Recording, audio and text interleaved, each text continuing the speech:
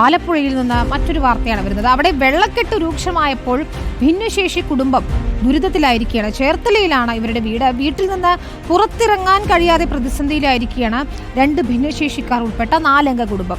ശുചിമുറി പോലും ഉപയോഗിക്കാൻ കഴിയില്ലെന്നാണ് ഇവർ പറയുന്നത്. ഇത് ചേർത്തല തെക്കു പഞ്ചായത്തിലെ പൊന്നപ്പനും കുടുംബവും താമസിക്കുന്ന വീടാണ്. മഴയൊന്നറിഞ്ഞു പെയ്താൽ ഇതാണ് വീടിന്റെ അവസ്ഥ. അകത്തുവരെ വെള്ളം കയറും.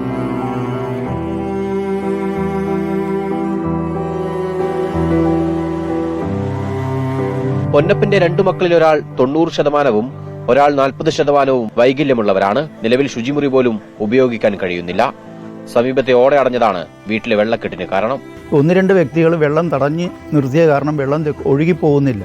ഇപ്പോൾ പഞ്ചായത്തുകാർ കഴിഞ്ഞ പ്രാവശ്യം എന്ന് പറഞ്ഞ് ഫണ്ട് വരുമ്പോൾ നമുക്ക് എന്തെങ്കിലും ചെയ്യാമെന്ന് പറഞ്ഞു. പക്ഷേ ഫണ്ട് വന്നില്ല, അവരൊന്നും ചെയ്യുന്നില്ല. ഇത്തവണയും വന്നത് ഇപ്പം അവർ അവിടെ JCB കൊണ്ട് ഒട്ടിക്കുന്നുണ്ടെന്ന് പറയുന്നുള്ളൂ. അയൽവാസികളെയൊക്കെ വിളിച്ചാണ് ഞങ്ങൾ പൊക്കിയെടുത്തിട്ടുണ്ട്. ഈ കക്കൂസ് പോകണമെങ്കിൽ വെള്ളത്തിൽ കൂടി പോകണം, പുറത്തേക്ക് അകത്തെങ്ങും ഇരിക്കല.